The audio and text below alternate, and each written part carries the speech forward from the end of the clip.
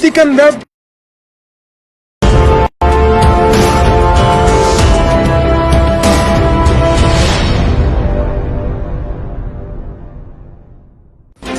Jyotikan web TV देख रहे दर्शकों को बड़ी खबर दें। अंबाला शहर संत अस्पताल के संचालक एवं शुगर, किडनी, सांस एवं हृदय रोग विशेषज्ञ डॉक्टर संतराम अरोड़ा ने चीन और अमेरिका को लेकर बड़ा बयान दिया और कोरोना को लेकर भी संतराम अरोड़ा ने बड़ा बयान दे डाला है। आज साक्षात्कार में ज्योतिकन के साथ संतराम अरोड़ा ने कहा, नवंबर 2019 में ही चीन में कोरोना वायरस फैल रहा था। तो यह बड़ी खबर ज्योतिकन वेब टीवी आपको दे रहा है। उन्होंने कहा पर WHO के इशारे पर चीन ने इस बात को दबा दिया और 2006 में अमेरिका के पूर्व राष्ट्रपति जॉर्ज बुश ने भी अपने भाषण में कोरोना महामारी फैलने का संकेत दिया था, पर इस पर किसी ने कोई ध्यान नहीं दिया।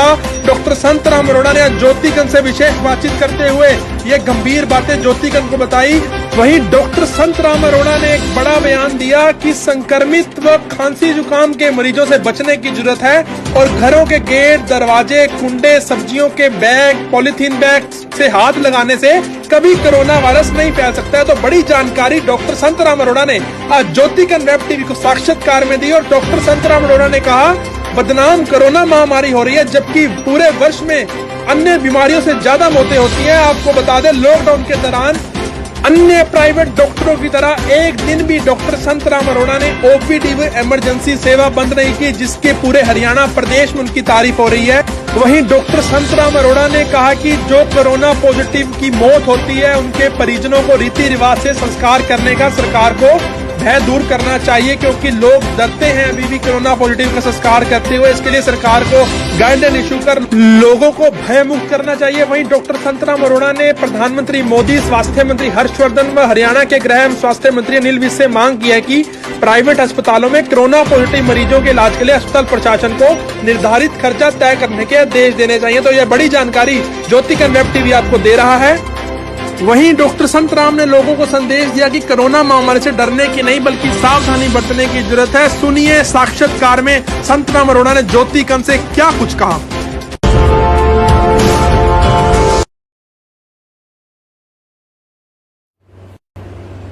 आज हमारे साथ डॉक्टर संतराम अरोड़ा, जिनका हॉस्पिटल अंबाला सिटी हरियाणा में है, पुलिस लाइन रोड पे। डॉक्टर संतराम अरोड़ा किसी परिचय के मोहताज नहीं है। मेडिकल प्रोफेशन, जिसको नोबल प्रोफेशन कहा जाता है, इन्होंने उस प्रोफेशन को नोबल प्रोफेशन चरितार्थ करके दिखाया कि नर सेवा नारायण सेवा। आपने डॉक्टर संतराम अरोड़ा हमारे साथ हैं। डॉक्टर संतराम अरोड़ा, ज्योतिकन वेब टीवी पर मैं आपका स्वागत करता हूं। डॉक्टर संतराम अरोड़ा ने 1984 में रोहतक से MBBS पास की महर्षि दयानंद यूनिवर्सिटी से और 1987 में आपने MD की रोहतक से ही दयानंद मेडिकल यूनिवर्सिटी से, और उसके बाद 2 साल ये रजिस्ट्रार रहे हैं दयानंद मेडिकल यूनिवर्सिटी में। और 1990 से 1996 तक डॉक्टर संतराम अरोड़ा ने अंबाला शहर के सिविल हॉस्पिटल और मेडिकल ऑफिसर जो है अपनी सेवाएं दी। और उसके बाद 96 में आपने जो है संत हॉस्पिटल के नाम से जो है हॉस्पिटल शुरू किया। और आज उस हॉस्पिटल का नाम न केवल अंबाला में, हरियाणा में, पंजाब में, चंडीगढ़ में दूर दूर तक है। डॉक्टर संतराम अरोड़ा शुगर के विशेषज्ञ हैं, हार्ट के विशेषज्ञ हैं, किडनी रोग विशेषज्ञ हैं, सांस की तकलीफ, यूं कहो कि जितनी भी तो डॉक्टर मेडिसिन जो है स्पेशलाइजेशन हैं वो डॉक्टर संतराम अरोड़ा के पास हैं। डॉक्टर संतराम अरोड़ा के साथ आज हम कोरोना महामारी, कोरोना वायरस को लेकर डिस्कशन करेंगे। और कोरोना महामारी के दौरान मैं आज ज्योतिकन वेब टीवी के दर्शकों को बताना चाहता हूं कि कोरोना महामारी के दौरान जब 24 मार्च को भारत के प्रधानमंत्री नरेंद्र मोदी ने पूरे देश में लॉकडाउन किया, उसके बावजूद भी डॉक्टर संतराम अरोड़ा ने एक दिन भी ना तो OPD बंद की, ना अपनी इमरजेंसी सेवाएं बंद की। तो इसके लिए हम ज्योतिगण वेब टीवी की तरफ से इनको धन्यवाद करते हैं। इनके इन्होंने साबित किया नर सेवा नारायण सेवा।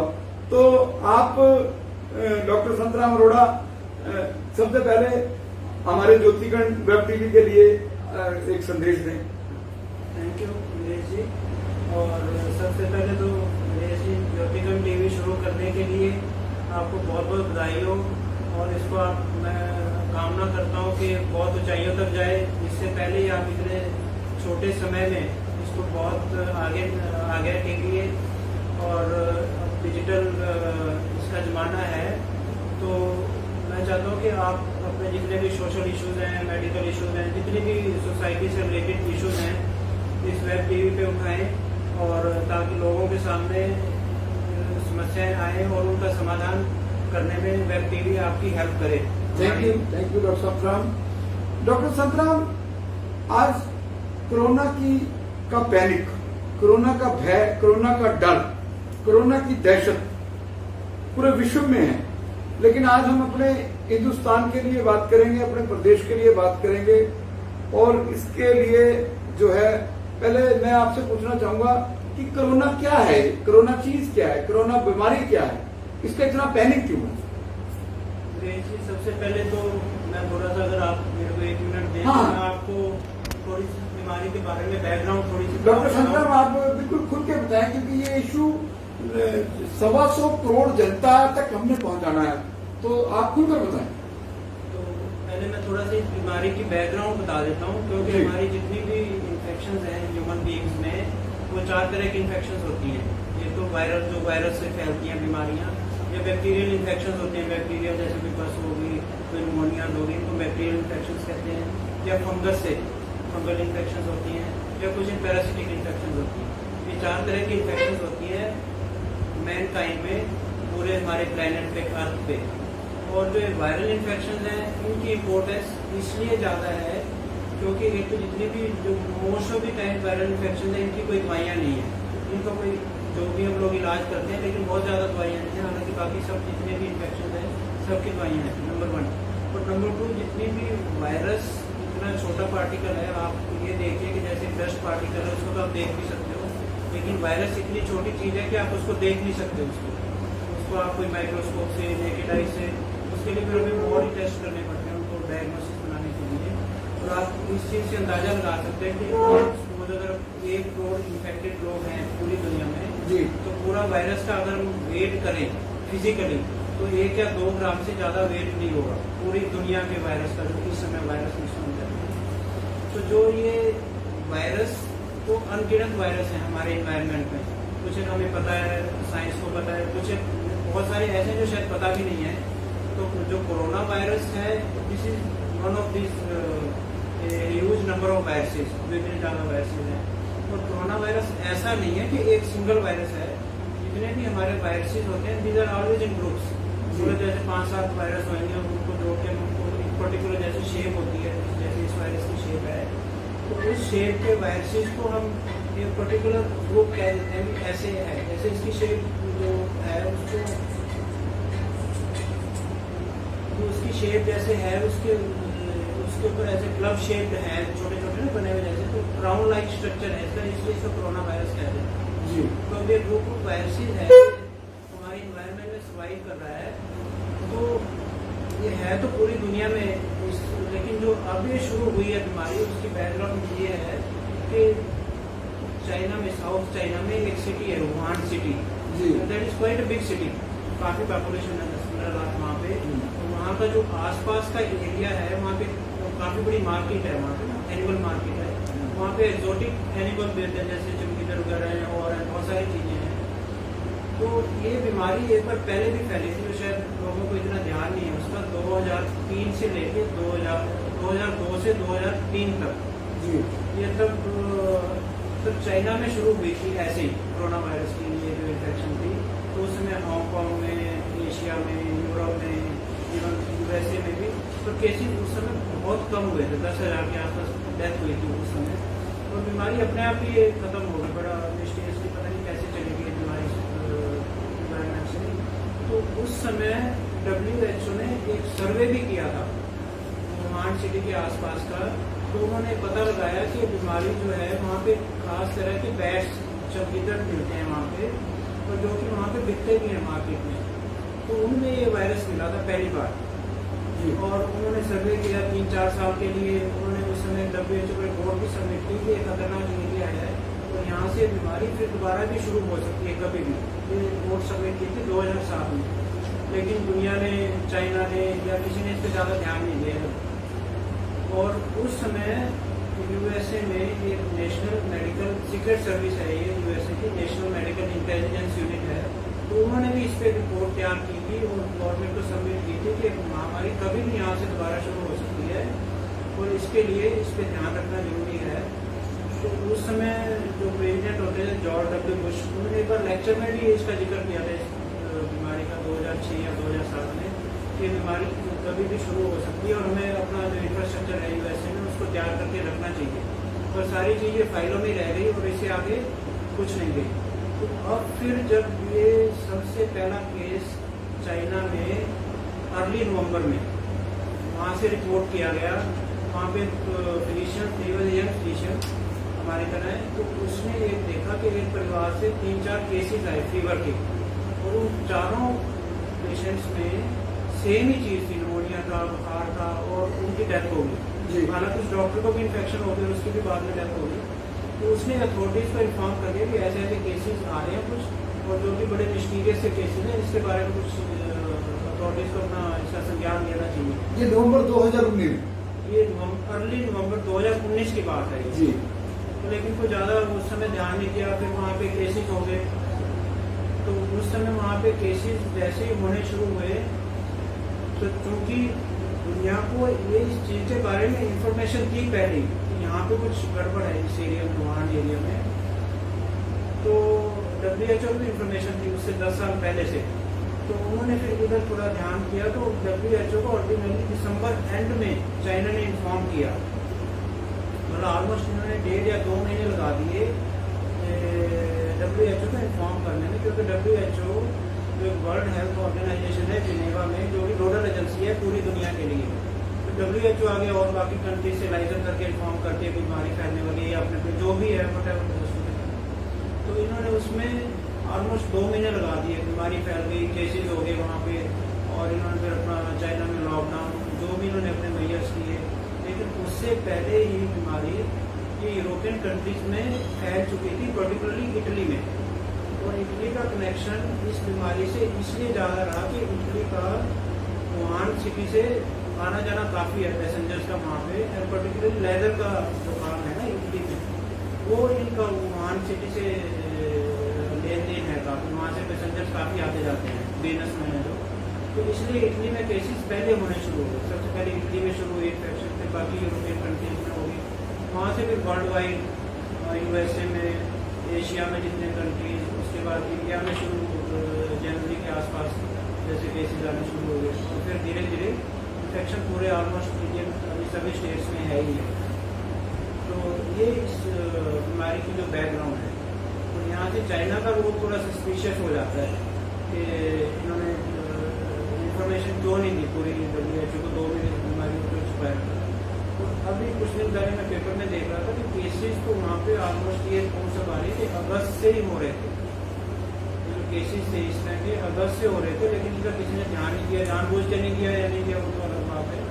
तो ये 5-6 महीने से वहाँ पे चल रहा था ऐसा चक्कर, और केसेस चाइना में अभी भी हो रहे हैं। अभी कल की रिपोर्ट है कि 60 केसेस पॉजिटिव आए हैं बीजिंग में। हालांकि चाइना ये डिनाई करता है कि यहाँ पे केसेस नहीं है या इन्होंने वहाँ पे खत्म हो गई है बीमारी, क्योंकि बीमारी एकदम तो खत्म नहीं हो सकती कभी भी, ये तो पॉसिबल ही नहीं होता। इन्होंने जैसे शुरू में कह दिया 80,000 केसेज और 4,000 डेथ हुई, इसके बाद कुछ हो ही नहीं है, तो ये इम्पॉसिबल सी चीज़ है, इन्फॉर्मेशन करती है छुपाते हैं चीज़ों को। डॉक्टर संतराम अरोड़ा ने बहुत गंभीर बात कही कि चाइना जो है उसने इस उनकी जो भूमिका है वो सस्पिशियस है, संदिग्ध है। उन्होंने अगस्त में ये बात फाइंड आउट हो चुकी थी और नवंबर में बड़ी क्लियर हो चुकी थी, उसके बावजूद भी जो है इस पर चाइना ने जो है WHO को इन्फॉर्म नहीं किया। लेकिन डॉक्टर संतराम जी मैं आपसे पूछना चाहता हूं कि आपने अपने जो आपने अभी एक्सप्लेन किया कि 2006 या 2007 में नेशनल मेडिकल इंटेलिजेंस यूनिट ने जो है इसको कोड किया आपने उसमें, और 2007 में जॉर्ज बुश जो सबसे ताकतवर वर्ल्ड के सबसे ताकतवर मुल्क के राष्ट्रपति थे, उन्होंने भी अपनी स्पीच में इसको किया। लेकिन उसके बावजूद भी जो है वर्ल्ड जो है WHO जो है उसके ऊपर WHO ने कोई गंभीरता नहीं दिखाई। इसके लिए आप डायरेक्ट सीधे तौर पर किसको दोषी मानते हैं? WHO के उन्होंने इतना इधर क्यों ध्यान नहीं दिया, ये कहना तो बड़ा मुश्किल है। लेकिन जो आजकल वहाँ पे जो डायरेक्टर जनरल हैं वहाँ पे, तो वो अश्वेत हैं और वो इथियोपिया से हैं जी। और वो जो डायरेक्टर जनरल बनते हैं वो कंट्रीज जो इलेक्शन होते हैं जो कंट्री सपोर्ट करते हैं, तो चाइना की सपोर्ट से जो आजकल डायरेक्टर जनरल हैं वहाँ पे वो हैं, चाइना की सपोर्ट से वो बने हुए हैं। तो अभी तक जितनी भी उनकी स्टेटमेंट्स आई हैं WHO की तरफ से, मतलब उन्होंने हमेशा ये कहा कि इसमें चाइना की कोई गलती नहीं रही है। उन्होंने हमेशा मतलब WHO के डायरेक्टर जनरल जो हैं वो भी कहीं ना कहीं चाइना की इस फेवर में ही कॉन्स्पिरेसी कहेंगे या फेवर में कहेंगे? उसको आप फेवर कह लो, उनकी फेवर में ही कहते हैं। उनकी क्या इंटेंशन थी? WHO के डायरेक्टर जनरल की क्या इंटेंशन थी, उनकी क्या मंशा थी, ये देश की जनता जानना चाहती है। नहीं देखिए, अब ऐसे इसका टोटल सिनेरियो तो क्या होता है ये, पर USA का तो एक बिल्कुल ही डायरेक्ट USA के दो आरोप हैं US के जो प्रेसिडेंट ट्रम्प ने लगाए हैं।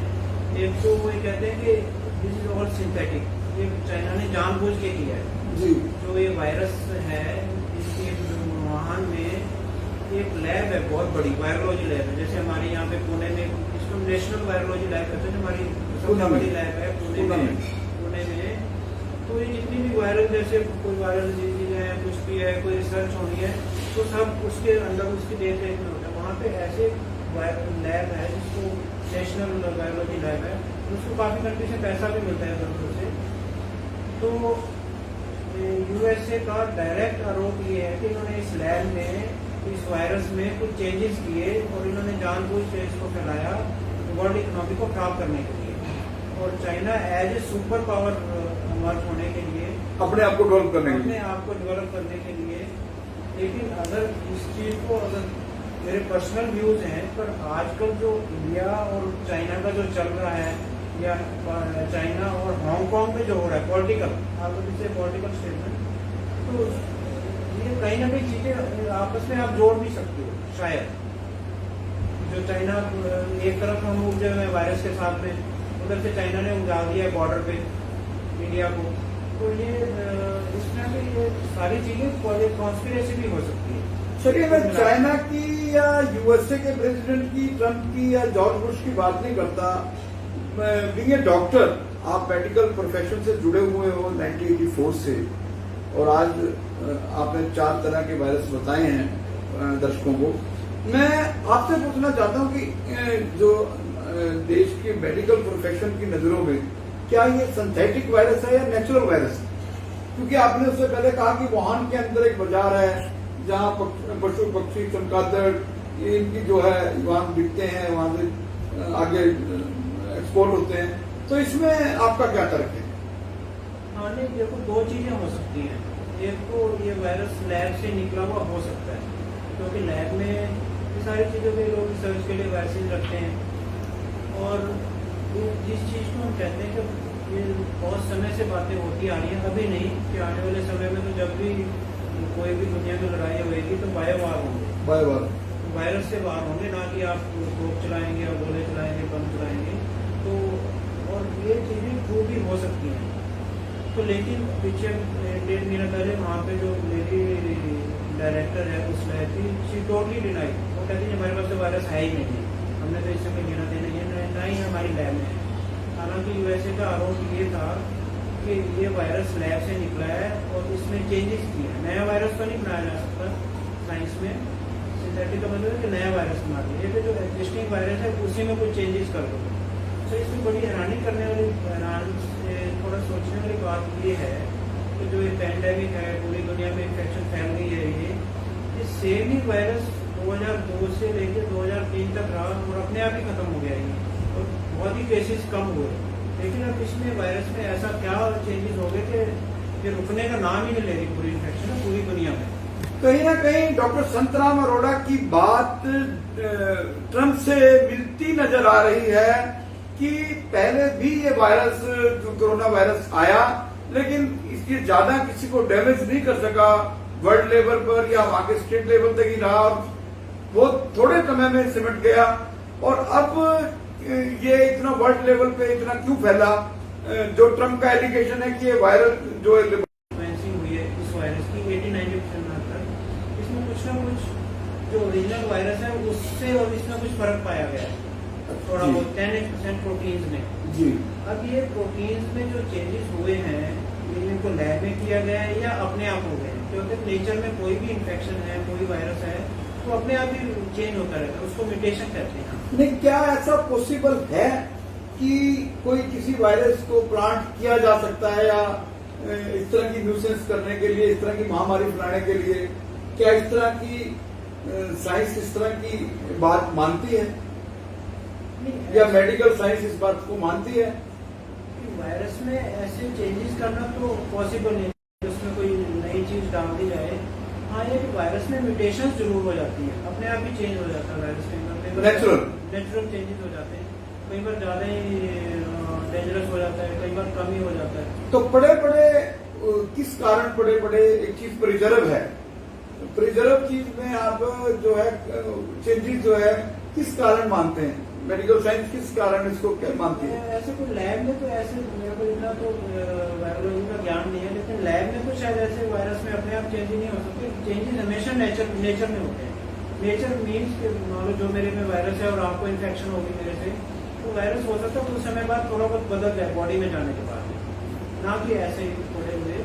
डॉक्टर संतराम, हम आपसे अब मौजूदा हालात पर बात करेंगे। आज लंदन से एक न्यूज छपी है कि डेक्सामेथासोन मेडिसिन जो है, जो इसके लिए कोरोना वायरस के लिए फ्रूटफुल साबित हो रही है।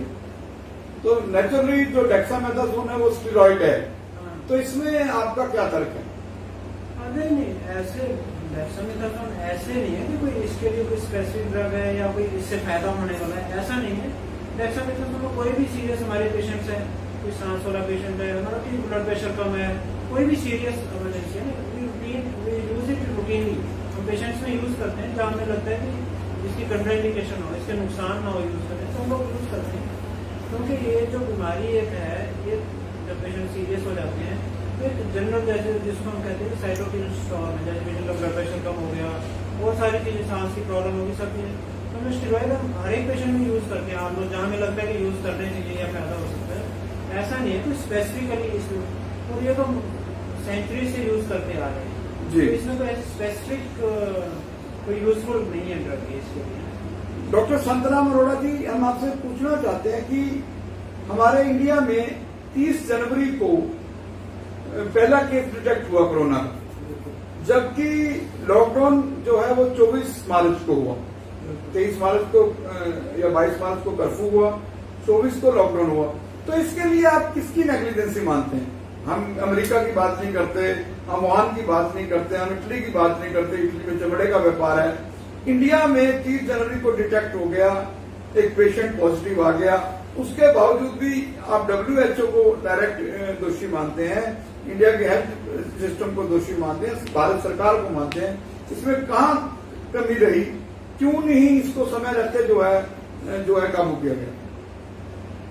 हाँ, देखिए, इतने बड़े लेवल पे जहाँ तक मेरा सोचना है, कोई भी कभी भी कोई भी समस्या हो तो it has to be very gradual, cool response. बिल्कुल एक बहुत ही बड़ी सोच समझ के सारी चीजें करनी पड़ती हैं, ताकि उसका प्रोस एंड कॉन्स, नुकसान कितना है, फायदा कितना है। तो सरकार ने शायद अपनी सोच के हिसाब से इन्होंने अपनी सोसाइटी बनाई, टास्क फोर्स बनाया, इन्होंने 7-8 ऐसे इन्होंने वो टास्क फोर्स कमेटीज बनाई हुई है हमारे यहाँ पे इंडिया में, गवर्नमेंट ऑफ इंडिया ने। लेकिन 1.5 महीने तक चुप क्यों रहा सिस्टम? इसमें आपका क्या कहना है? इस पे मैं कमेंट तो नहीं कर सकता, पर शायद सरकार की अपनी सोच रही होगी, they must have been planning कि क्या करें कैसे करें, सारा हो सकता है, तो इस करके इतना समय लग नहीं, गया। एक कारण तो आप मानोगे कि कहीं ना कहीं जो सिस्टम जो है उसमें कहीं ना कहीं बहुत बड़ी कमी रही। हाँ नहीं, शुरू में तो फिर शायद इतना इन्होंने सोचा नहीं होगा कि इतना ध्यान नहीं दिया, केसेस थोड़े ज्यादा बढ़ने शुरू हो गए, फिर इन्होंने, तो मेरे को लगता है कि थोड़ा ना नी जर्क टाइप ऑफ रिएक्शन रही शुरू में, एकदम सडनली लॉकडाउन कर दिया, सब बंद कर दिया, सबको घरों में बंद कर दिया, इकोनॉमिक। नहीं, मैं उसकी डॉक्टर साहब उसकी मैं बात नहीं करूंगा, मैंने तो बात की है कि 30 जनवरी को डिटेक्ट हुआ पहला केस, उसके बाद सरकारें क्यों नहीं जागी? हम WHO को जितना मर्जी दोष दे दें, हम नेशनल मेडिकल जो आपने बताया मेडिसिन इंटेलिजेंस यूनिट ने भी रिपोर्ट दी, जॉर्ज बुश ने भी अपनी स्पीच में कहा, लेकिन अब तो 30 जनवरी को इंडिया में डिटेक्ट हो गया पॉजिटिव पेशेंट, ये 1.5 महीने तक सरकारें खामोश क्यों रही? सरकारें हो सकता है अपनी प्लानिंग कर रही होंगी कैसे करना चाहिए और सब कुछ हो सकता है, सरकारें अपनी प्लानिंग कर रही हैं, कहाँ कमी रही डॉक्टर साहब इसके ऊपर, क्योंकि प्रोफेशनल ऐसा है, डॉक्टर जो है ज्यादा किसी पे आरोप लगवाने में या लगाने में विश्वास नहीं करते, अपनी बात अपना इलाज पेशेंट को कैसे जो है उसको हेल्थी ट्रीटमेंट दिया जाके उसको वही सोच रख के डॉक्टर संतराम हमारे साथ बात कर रहे हैं। डॉक्टर संतराम, आज WHO का एक वीडियो वायरल हो रहा है सोशल मीडिया पे कि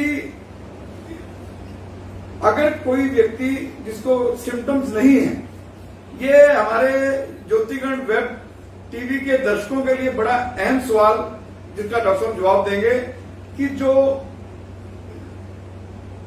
जिनमें सिम्टम्स नहीं है और कोरोना की रिपोर्ट उनकी पॉजिटिव आ चुकी है, वो पेशेंट अपने घर में रह सकते हैं, आइसोलेट घर में ही रह सकते हैं, क्वारंटाइन रह सकते हैं, इसके ऊपर आपका क्या मानना है? क्योंकि पिछले 24 मार्च से इतना पैनिक, और अब जब पेशेंट पॉजिटिव आ गया तो अब ये कहा जा रहा है कि WHO द्वारा कि आप जो है घर में ही रह के अपना इलाज करवा सकते हो अगर आपको सिम्टम्स नहीं।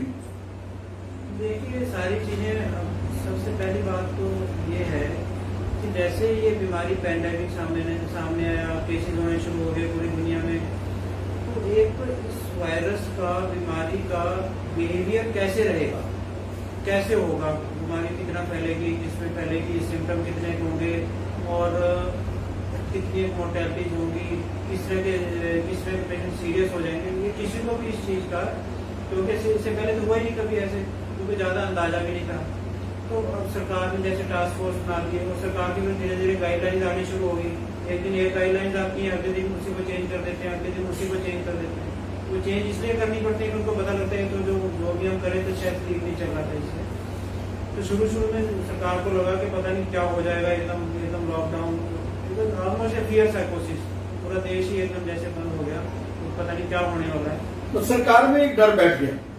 तो शुरू से रिएक्शन ऐसे, जिसको मैं कह रहा था नीजर काइंड ऑफ रिएक्शन, ज्यादा के टाइम में पूर्ण रिस्पॉन्स होना चाहिए था, जैसे अब किया है सरकार ने कि पार्शियल लॉकडाउन टाइप है जी। पार्शियल मीन्स क्या, आपने नॉन एसेंशियल एक्टिविटीज बंद कर दी, चलो मंदिर में नहीं जाओ, गुरुद्वारे में नहीं जाओ, भीड़ नहीं करो, जिस काम के बिना काम कर सकता है तो वो कर दो। मेरे हिसाब से तो शुरू से होना चाहिए था कि आप पब्लिक को अवेयर करते कि आप ये चीजें नहीं करो, प्रिकॉशंस लो, ताकि बीमारी नहीं बढ़े, तो कुछ एक चीजें बंद कर देते, जैसे मंदिर, गुरुद्वारे, स्कूल और जितनी भी चीजें नॉन एसेंशियल एक्टिविटी जिसके बिना काम चल सकता है, जिसके बिना काम नहीं चल सकता वो आप उसको कंटिन्यू करिए, जैसे अस्पताल तो चल ही रहे हैं और फैक्ट्रीज है। और जापान में क्या हुआ कि जापान उन्होंने ऐसे नहीं किया, शुरू से उन्होंने बिल्कुल ग्रेडेड रखा, उन्होंने जो इकोनॉमिक एक्टिविटीज थी उसको चलने दी उन्होंने, बाकी चीजें उन्होंने बंद की, तो और उन्होंने अब तो क्या बिल्कुल ही वहाँ पे सब कुछ नॉर्मल ही है, हालांकि रिजल्ट वहाँ भी ऐसे ही है। तो अगर सरकार शायद शुरू से ही ऐसा करती तो अभी ऐसे रिजल्ट होता, शायद तरह के केसेस होते। डॉक्टर संतराम अरोड़ा, आप जिस दिन से लॉकडाउन हुआ है उस दिन से लगातार आपकी रूटीन ओपीडी जो आपकी 96 से आपकी हॉस्पिटल चल रहा है, उस तरह इमरजेंसी ओपीडी, आप रात के 2 बजे तक पेशेंट्स को देखते हैं, आपके मन में कोई पैनिक नहीं था, आपके मन में कोई डर नहीं था, आपके आने वाले पेशेंट्स में कोई डर भय नहीं था। तो जो आम मैंने डॉक्टरों में देखा, बहुत से डॉक्टर तो सरकार के साथ ही लॉकडाउन हो गए, जबकि आपका एक बयान बड़ा चर्चा में रहा कि अगर फौजी ही जो है वो युद्ध के मोर्चे पर जाने से मना कर देगा तो हम जंग कैसे जीतेंगे। इसमें आपके अंदर पैनिक क्यों नहीं था? आपके पास वैसे ही पेशेंट आते, हमने नंबर ऑफ पेशेंट हमने चेक किए, 100 भी बैठे, 50 भी बैठे, तो आप में इस तरह का भय वातावरण आपके हॉस्पिटल में क्यों नहीं था? नहीं, वैसे तो ऑल योर आपकी ब्लेसिंग और सब परमात्मा की ब्लेसिंग से तो सो फार सो गुड, सब ठीक चल रहा है और सब भाइयों की, बड़े भाइयों की आपके आशीर्वाद से। पर ऐसा आई न्यू वैसे ही हुआ, मैंने कभी किताब अपने निकाल दी कि अपना थोड़ा लिटरेचर देखना पड़ा, तो मतलब not going to be such a serious illness, इतनी कोई सीरियस बीमारी नहीं होने वाली थी। तो लोगों को पता नहीं कैसे डर बैठ गया।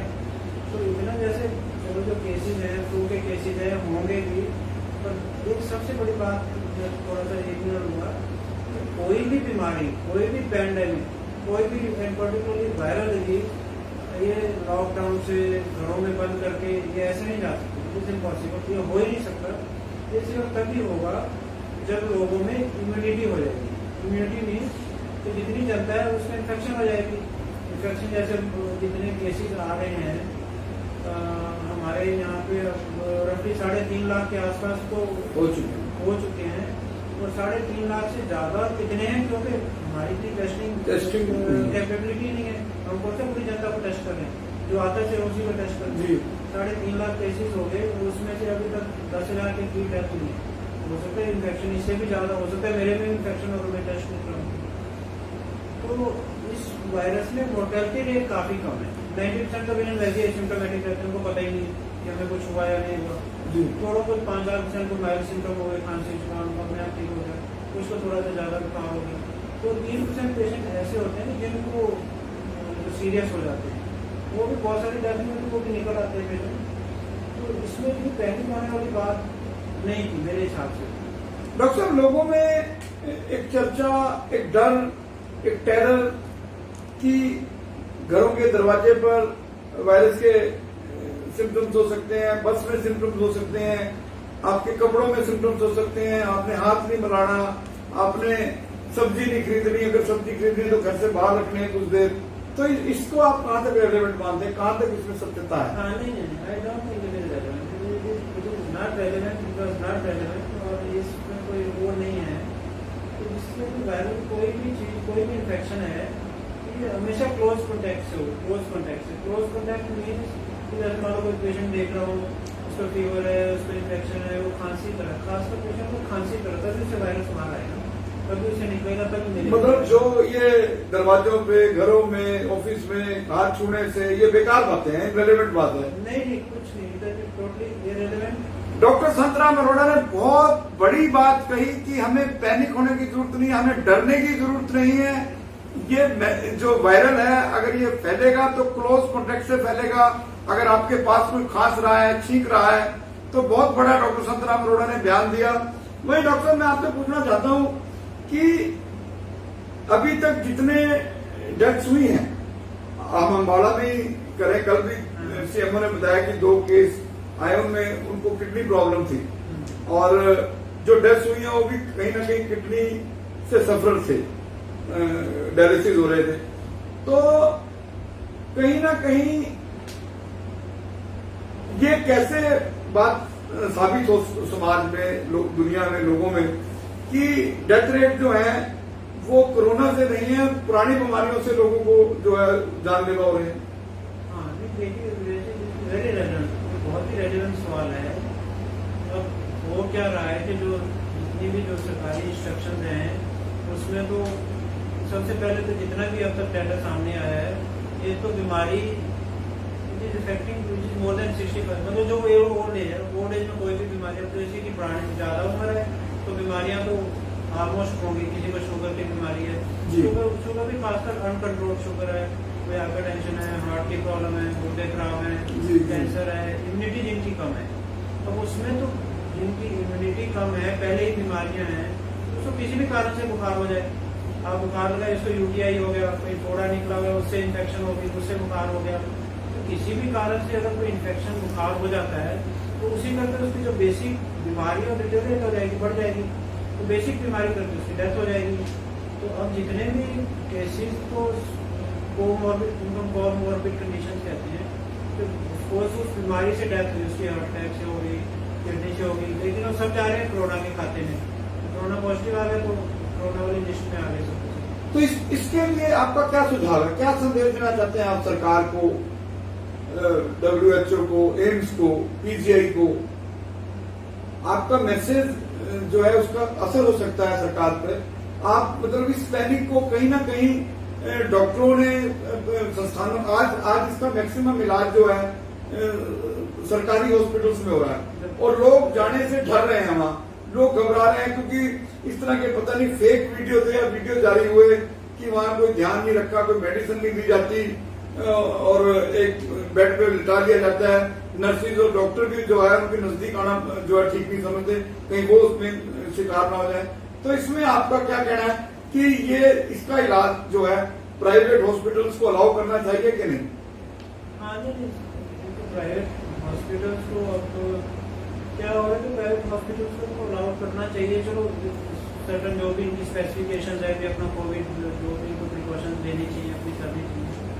पर उसमें प्राइवेट हॉस्पिटल में क्या हो गया है, जो बड़े हॉस्पिटल हैं आप देख लीजिए, दिल्ली में मैक्स है और रोज आप देखते रहते हो एक बेड का 1-1 लाख रुपए चार्ज कर रहे हैं जी, which I think is quite unreasonable। Ji, It is unreasonable। 1 lakh रुपए एक बेड का, वो भी वेंटिलेटर पे या एक सिर्फ पेशेंट को रखने के लिए 4-7 हजार रुपए ले लेते हैं। तो डॉक्टर संतराम अरोड़ा का ये तीसरा बड़ा बयान जनहित में, पब्लिक इंटरेस्ट में, नेशन में, राष्ट्र के लिए कि बड़े बड़े प्राइवेट हॉस्पिटल्स के अंदर अब कोविड-19 हॉस्पिटल तो बढ़ा दिए गए, एस्टेब्लिश कर दिए गए, लेकिन वो आम आदमी की, मीडियम फैमिली की, अपर मीडियम फैमिली की पहुंच से परे हैं। एक एक बेड का जो है बड़े एक्सपेंसिव है, महंगे हैं। तो इसके लिए डॉक्टर साहब आपका क्या सुझाव है?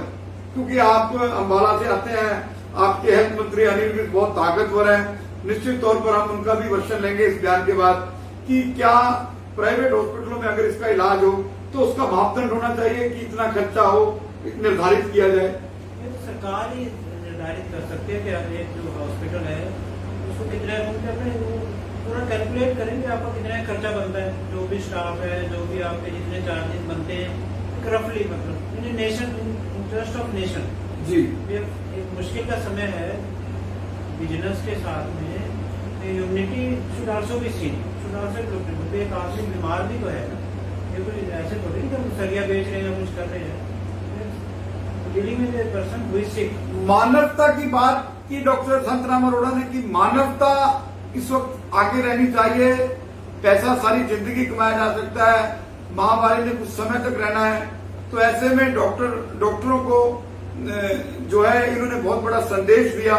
मैं समझता हूं कि ये किसी डॉक्टर के लिए इंडिविजुअल बात नहीं कही, ये एक मैसेज दिया, क्योंकि डॉक्टरों को कहा जाता है कि अगर वो भगवान नहीं है तो भगवान का रूप है। तो ये बहुत बड़ा संदेश दिया कि उनको रिजनेबल बात करनी चाहिए, सरकार को क्राइटेरिया फिक्स करना चाहिए ताकि आम आदमी जो है इसका इलाज जो है कहीं भी प्राइवेट हॉस्पिटल में जाके करवा सके। इससे इसका पैनिक निकलेगा। और इस बात को डॉक्टर साहब, इस बात में भी आप कोई क्राइटेरिया फिक्स होना चाहिए कि सरकार जो है अगर कोरोना पॉजिटिव आने के बाद डेथ हुई है तो सरकार ये फाइंड आउट करे, लोगों को बताए कि ये कोरोना पॉजिटिव होने से इसकी डेथ नहीं हुई है, इसको पुरानी बीमारियां थी। तो इसके बारे में आप क्या कहना चाहेंगे? बिल्कुल, मैं कुल मिला के जितना भी अभी तक सिनेरियो रहा है, मैं 3-4 चीजें जस्ट वांट टू हाईलाइट। एक तो लोगों में, जनता में एक डर का माहौल सा बड़ा हो गया हुआ है। डर इस एक्सटेंट तक हो गया हुआ है कि कोई फैमिली का, उसका क्लोज फैमिली मेंबर की डेथ हो जाती है तो उसको क्रिमेट करने में भी मतलब उनको लगता है कि हम इसको हाथ नहीं लगाएंगे। जी जी, विच इज वेरी इनह्यूमन। मतलब मैं डॉक्टर संतराम अरोड़ा की बात यहाँ पर रोकूंगा। डॉक्टर संतराम अरोड़ा ने बहुत बड़ी बात, मानव का कोई पेशेंट पॉजिटिव होने के बाद उसकी मृत्यु हो जाती है तो नगर निगम के कर्मचारी या हेल्थ डिपार्टमेंट के 4th क्लास जो है उनको क्रिमेशन करते हैं। ये डॉक्टर साहब का बड़ा बयान है। डॉक्टर साहब, इसके ऊपर आप जरा स्ट्रांगली बात बताएं कि इतना पैनिक, उतना भय परिवार के लोगों को भी है, इसके ऊपर जरूर बताएं कि अगर कोई परिवार का व्यक्ति उनको कंधा दे दे या उनको उनकी क्रिमेशन कर दे तो इसके क्या नुकसान और क्या फायदे हैं? नहीं नहीं बिल्कुल definitely I feel very strong about it. मेरे को अपने मन से बहुत तकलीफ होती है देख के कि अगर कोई घर में कोई डेथ हो गई है तो उससे घर वाले तो उसको हाथ लगाने को तैयार नहीं है। आई रियली मतलब मेरे को चीजें बहुत हार्ट करती है जब मैं देखता हूँ। और इस चीज के लिए इस चीज के लिए मैं टोटली सरकारी तंत्र को जिम्मेवार मानता हूँ, चाहे इसके लिए कुछ भी हो।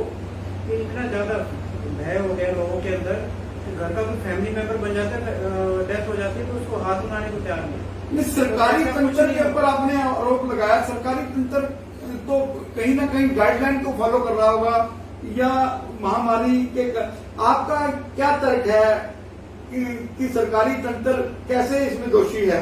देखिए लोगों के अंदर जो लोगों के मन के अंदर इतना ज्यादा डर बैठ गया शुरू से, फ्रॉम द वेरी बिगनिंग। एकदम सडन लॉकडाउन पहले दिन से पता नहीं क्या होने वाला है, पता नहीं क्या हो जाएगा।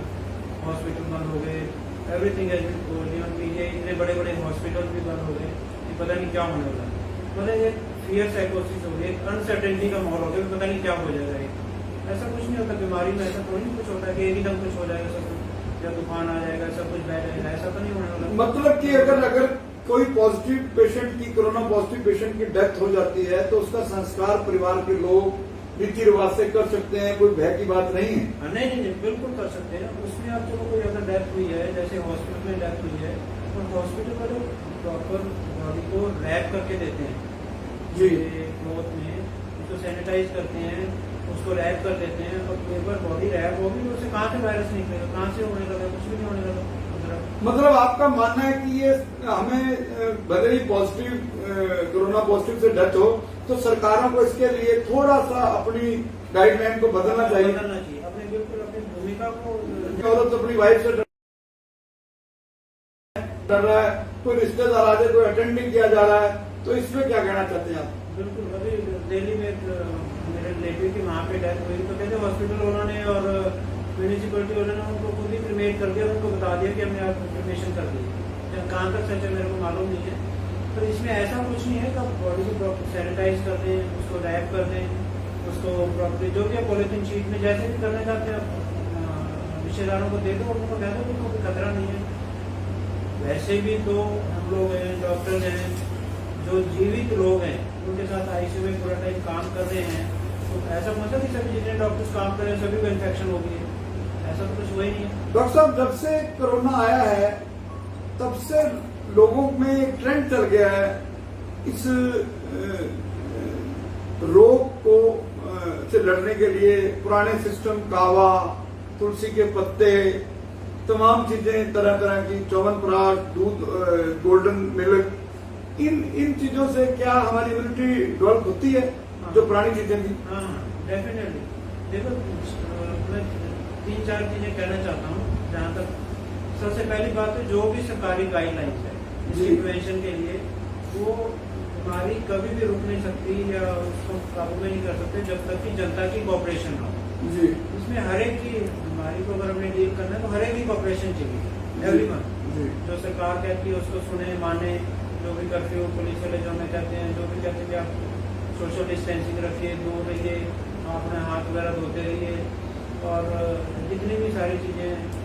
और सबसे जो बड़ी चीज है, जो मेडिकल पॉइंट ऑफ व्यू से, आप अगर हेल्थी हैं, आपका शरीर घर में बैठ के हो जाता है। हर घर में जब से ये लॉकडाउन हुआ है, हर घर में जो है लोग 10-10 बार टेम्परेचर देखते हैं, और बकायदा सरकार ने भी एक जो है टेम्परेचर मशीन जो है इंट्रोड्यूस करवाई होगी अपना कहीं ना कहीं बिजनेस बनाने के लिए। पीपी किट्स जो है, जबकि आपको हम देख रहे हैं लगातार आप विदाउट पीपी किट्स लोगों को चेक कर रहे हैं। आपके पास आकर मरीज अगर किसी को मेरे समझ में कोरोना पॉजिटिव हो तो आपको मिलने के बाद वो नेगेटिव हो जाता है, ऐसा हमारा मानना है। हमारी टीम टाइम टू टाइम आपके यहाँ आती रही। तो ये जो लोग जो 99.4 को ये बुखार मानते हैं, जबकि 99.4 तो इस कड़ी धूप में किसी को भी हो सकता है, जून के महीने में। एज ए क्लिनिशियन मैं 1-2 चीजें बड़ी क्लियर कर देना चाहता हूँ। देखिए, नंबर 1 बात तो जैसे अगर सपोज अगर कोई भी खांसी जुकाम वैसे ही हो जाता है गर्मी करके, सर्दी करके, और अगर थोड़ा बहुत खांसी जुकाम है भी तो अपने आप ही ठीक हो जाता है। आप 1 दिन वेट कर लो, 2 दिन, 3-4 दिन वेट कर लो, उसमें कुछ नहीं होता। हाँ, ये है कि अगर आपको हाई ग्रेड फीवर होना शुरू हो जाता है। हाई ग्रेड फीवर 99 और ये कोई बुखार नहीं है। हाई ग्रेड फीवर मीन्स के जैसे 100 है, 101 है, आपको बुखार होना शुरू हो जाता है, खांसी होती है या आपको लगता है कि सांस में दिक्कत होती है, तो तब डेफिनेटली आप अपने फिजिशियन के पास जाएं, दिखाएं, सलाह लें और अपना टेस्ट जरूर करवाएं, जैसे भी वो कहते हैं। तो मैं सबसे बड़ा बात, कोरोना महामारी को रोकने के लिए लोगों को संकल्प ले लेना चाहिए डॉक्टर संतराम अरोड़ा के तर्क के बाद कि आम, फ्लू, जुकाम, खांसी, डॉक्टर संतराम अरोड़ा का कुछ दिन पहले एक वीडियो भी वायरल हुआ कि जो खांसी और जुकाम है इसको जो है ताड़े में नहीं बंद किया जा सकता। तो अगर 101, 102 आपको बुखार होता है, खांसी होती है, आपको सांस लेने में ट्रबल है, तो जरूर आप अपने फिजिशियन से राय लें। अगर वो कहता है कि कोरोना का टेस्ट करवाया जाए तो कोरोना का टेस्ट करवाना चाहिए। मैं डॉक्टर साहब, मैं अपने पुराने सवाल पे आता हूं कि जब ये जो नई WHO की गाइडलाइन आई है कि अगर पॉजिटिव सिम्टम्स हैं, किसी का कोरोना पॉजिटिव और उसको सिम्टम्स नहीं है, जब वो घर में रह सकते हैं, अगर कोई सिम्टम्स पेशेंट है, अगर वो अपने घर में अलग रहना चाहे तो उसके लिए क्या आप इसके लिए आप समर्थन करेंगे WHO को, या कोई गाइड अपनी कोई विचार संदेश देना चाहेंगे? क्योंकि लोग हॉस्पिटल में जाने से ही डर रहे हैं। आने में एज ए डॉक्टर और एज ए साइंटिफिक मैं बात करूं, देखिए कोई भी जब भी वायरल इन्फेक्शन, जब कोई भी वायरस अंदर जाता है, हम रेस्पिरेटरी वायरस कहते हैं जी, सांस के साथ अंदर चला जाता है नाक से। तो जब भी वायरस अंदर जाएगा तो ये नहीं है कि जिसके अंदर वायरस चला गया तो उसको इन्फेक्शन हो ही जाएगी, ऐसा नहीं है। तो इसको हम कहते हैं कि एसिम्टोमेटिक जो वायरस को आपने टेस्ट किया, जो भी टेस्ट करते हैं बड़ा सेंसिटिव टेस्ट होता है, RT-PCR हम कहते हैं, तो ये नहीं कि उसको सिम्टम हो ही जाएंगे। तो जब तक एक यंग पेशेंट है उसको सिम्टम नहीं होते तो उसको हम एसिम्टोमेटिक कहेंगे जी। तो एसिम्टोमेटिक पेशेंट का मतलब ये है कि उसमें जो वायरस लोड है, वायरस लोड कहते हैं नंबर ऑफ वायरस कितने हैं, अगर वायरस लोड कम है और यंग पेशेंट है तो उसमें ट्रांसमिशन के चांसेस बहुत कम है, मतलब उसका दूसरे किसी आदमी को वायरस देने के चांसेस बहुत ज्यादा कम हो जाते हैं। तो नहीं, जैसे मैंने, मेरा सवाल ये है कि जैसे कि कोई सिम्टम्स है ही नहीं और एक पेशेंट में सिम्टम्स हैं, जब विदाउट सिम्टम पॉजिटिव आ गया उसको घर रखा जा सकता है, और अगर सिम्टम्स वाले पेशेंट को भी घर में अलग रूम बना के आइसोलेट कर दिया जाए, डॉक्टर उसको जो दवाई बताता रहे, तो क्या ऐसा पॉसिबल है? हाँ, नहीं, बिल्कुल एब्सोल्युटली पॉसिबल। सरकार की पहले क्या पॉलिसी थी, इन्होंने क्वारंटाइन पॉलिसी बनाई, तो जो भी कोई पॉजिटिव आ गया उसको क्वारंटाइन सेंटर में डाल दिया। उसको क्वारंटाइन सेंटर में चाहे वो कैसे भी थे, वट एवर इट इज, गंदे मंदिर वहाँ रहने की जगह है नहीं है, वो है बाथरूम साफ है या नहीं है, लेकिन वो पॉलिसी मेरे को लगता है ऐसे ठीक नहीं है। जैसे पेशेंट को अगर कोई सिम्टम थोड़े, मान लो खांसी जुकाम है, छोटा मोटा है, अगर वो पॉजिटिव भी है तो आप उसकी काउंसलिंग करें। काउंसलिंग मतलब आप उसको बताएंगे आपके घर में रहना है, आप बाकी फैमिली मेंबर से आइसोलेट रहें, अलग रहें। आप उसके जाके सर्वे कर लो घर का, जैसे मान लो कि वो प्रॉपर प्लेस है उसके पास के नहीं है, उसके पास प्रॉपर प्लेस रहने के लिए है या नहीं है, वो घर पे अगर क्या वो अलग आइसोलेट हो सकता है कि नहीं, अगर डिस्टेंस है कुछ नहीं है, अगर घर में 4 मेंबर एक ही इकट्ठे रह रहे हैं, छोटा सा घर है, तो आप उसको बोलो कि आप हमारे पास आ जाओ, हम आपको वहाँ पे प्रॉपर जगह देंगे, आइसोलेट करेंगे, दवाई करेंगे।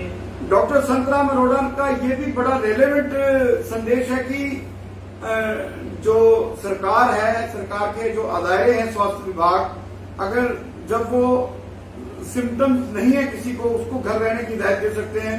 तो डॉक्टर साहब ने कहा कि वो सर्वे कर लें, अगर कोई पॉजिटिव पेशेंट है उसको सिम्टम्स भी है तो वो देख ले, जाकर टीम सर्वे कर ले हेल्थ डिपार्टमेंट की कि अलग इनके पास काफी जगह है, आइसोलेट हो सकते हैं।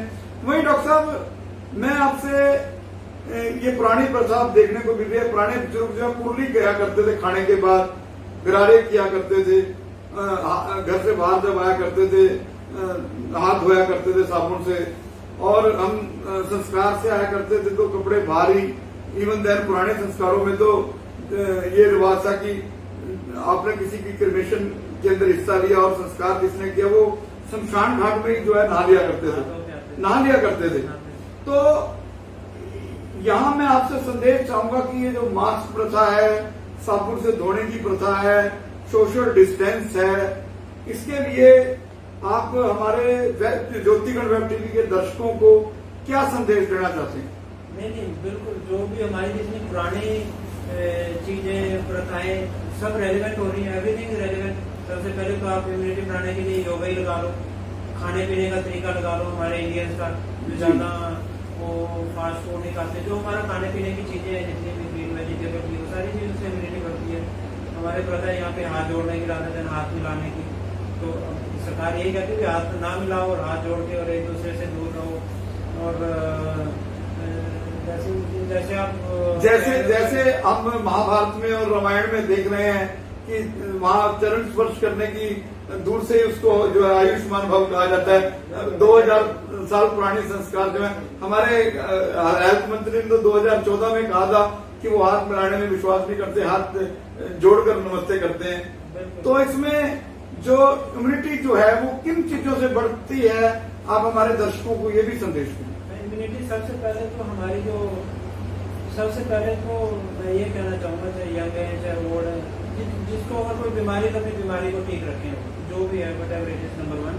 और नंबर 2, जो भी हमारे जितने भी लोग हैं, पर्टिकुलरली रिक्वेस्ट करना चाहूंगा 2 चीजें। एक तो कोई लोगों में अल्कोहल सेवन का बहुत ज्यादा है जी, प्रथा है, चाहे इसको लोग माने या नहीं माने, हर एक सोसाइटी में अल्कोहल वगैरह का सेवन नहीं करें। मैं डॉक्टर साहब को रोक के कोरोना की इस महामारी के दौर में डॉक्टर संतराम अरोड़ा ने कहा कि हमें इस वक्त जो है, इस महामारी के वक्त में जितना भी हो सके जो शराब है उसका सेवन ना किया जाए। डॉक्टर साहब को कंटिन्यू करें आप। जैसे शराब है, इम्यूनिटी कम होती है, उससे बचाव करें। स्मोकिंग है, उससे बचाव करें। कोई लोग नशा करने की, यूथ पर्टिकुलरली नशा करने की आदत है, वो नहीं करें। जितने भी सिर्फ ओल्ड हमारे बुजुर्ग हैं, कोशिश करें कि घर के अंदर है, अननेसेसरी मंदिर में, गुरुद्वारे में, जहाँ तक बचाव हो सके।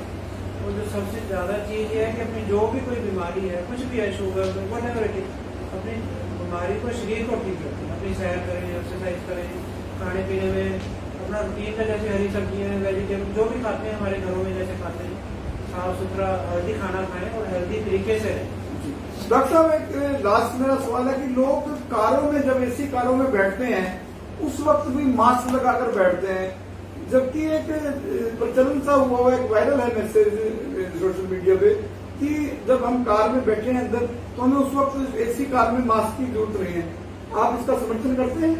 नहीं, क्या लगा के रखना चाहिए? नहीं, ऐसे कोई भी, ऐसे मास्क की कोई भी, ऐसे तो आप जैसे घर में 4 फैमिली मेंबर जी, जैसे आप हम 4 लोग बैठे हुए हैं जी, और हमें पता है कि कोई हमें कोई प्रॉब्लम नहीं है, हेल्दी पीपल, कोई खांसी काम कार नीचे तो नहीं है, तो ऐसे मास्क लगाने की ऐसे कोई जरूरत नहीं है। घर में कौन सा 24 घंटे मास्क लगा के रखते हैं, ऐसे कार में भी ऐसे बैठते जब हमें पता है कि सब लोग ठीक ठाक हैं, तो मास्क लगाने की जरूरत। हाँ, ये कि आप अननोन पैसेंजर के साथ में, मान लो आपने किराए पे कार दी है, आपको ड्राइवर का आपको पता नहीं है, कुछ हो सकता है, तो आप उसे पूछ भी नहीं सकते, तो आप कम यूज कर लो। तो ऐसे रूटीन में तो जब फैमिली मेंबर आपको जानने वाले हैं, तो तब मतलब उस वक्त कोई प्रॉब्लम नहीं है। जब आप परिवार में बैठे हैं, गाड़ी में बैठे हैं, गाड़ी में आपका परिवार है, उस वक्त आपको मास्क की कोई जरूरत नहीं है। लेकिन ये पुलिस चलान कर रही है इस चीज के। लेकिन मास्क की रेलेवेंस है जब आप जाते हैं पब्लिक प्लेस पे। Public place in the sense के, जैसे हॉस्पिटल में मेरे ओपीडी में अगर 20 लोग बैठे हुए हैं, तो वहाँ मास्क की मैं जरूरत। चाहूंगा कि वो मास्क लगा के बैठे, अपने हाथ साफ करके बैठे, ताकि आपको अननोन आदमी के साथ बैठे हो, हॉस्पिटल में बैठे, पता नहीं आप मॉल में जा रहे हो, 100 लोग घूम रहे हैं, किसी को इन्फेक्शन है या नहीं है, या आपके पास नजदीक आ जाता है, तो एज ए प्रिवेंटिव मेजर, कोई आप पब्लिक प्लेस पे जा रहे हो, then you should wear the mask, then it is relevant scientifically. Doctor साहब, आप जो है एक नई गाइडलाइन जो आई है अनलॉक होने के बाद, उसमें होटल्स में अगर 50 लोगों की कैपेसिटी है, वहाँ 20 से 25 कर दिए। मैरिज पैलेस जहाँ 2-2, 3-3, 4-4 हजार लोगों का प्रोग्राम होता है, हो सकता है, वहाँ सिर्फ 50 लोग अलाउ कर दिए। तो कहीं ना कहीं होटल रेस्टोरेंट का बिजनेस जो है और मैरिज पैलेसेस का बिजनेस जो है वो तबाह होता जा रहा है। तो क्या सरकार को इसके ऊपर चिंतन करना चाहिए? क्योंकि आज होटल, रेस्टोरेंट और जो मैरिज पैलेस है, ये सबसे ज्यादा सफर कर रहे हैं। इनके लिए आप जरूर 2 शब्द कहें सरकार के लिए, क्योंकि अगर वहां वो प्रोग्राम करते हैं, क्योंकि आपने कहा भी कि जब हम पब्लिक के बीच होते हैं उस वक्त हमें जरूरी है तो उन्होंने 50 जब अलाउ कर दिए। आम दुकानों पे हमने देखा है, अम्बाला सिटी में विजिट किया और कई जिलों में विजिट किया, एक दुकान पर दिन में 200, 300 आदमी भी सामान लेने आते हैं। एक फोटोस्टेट मशीन के ऊपर हमने 100 आदमियों की एक दिन में काउंटिंग की। तो ऐसे में क्या गाइडलाइन में चेंजेस नहीं आनी चाहिए? ये होटल रेस्टोरेंट और बड़ी अजीब सी सिचुएशन हो जाती है कई बार ना। अब सरकार एक गाइडलाइन एक पर्टिकुलर चीज के लिए इशू तो कर दी, गाइडलाइन जो कितनी फॉलो होती है, नंबर 1 बात। अब नंबर 2 बात, बाजार में कोई गाइडलाइन ही नहीं। अब लोग कितने भी घूमते रहे, कहते थे सोशल डिस्टेंसिंग करो, ये करो, हॉस्पिटल में आप चले जाओ, लोग भीड़ करके हो जाते हैं। हालांकि ये सब कुछ होना चाहिए सरकार के हिसाब से तो, लेकिन हो नहीं पाता।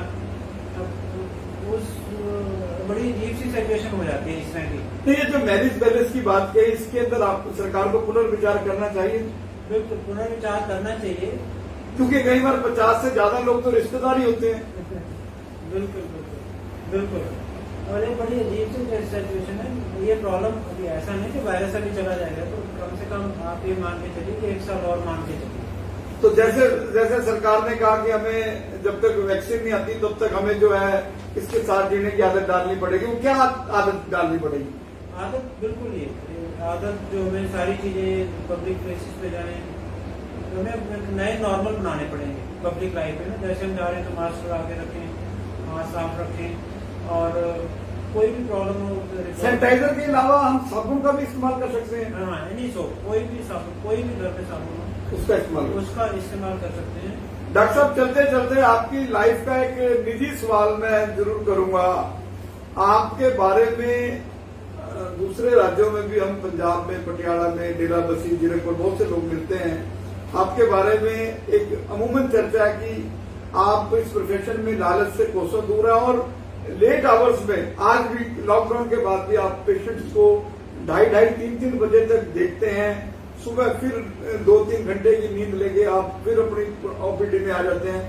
तो ये आपके अंदर आदत क्यों पड़ी?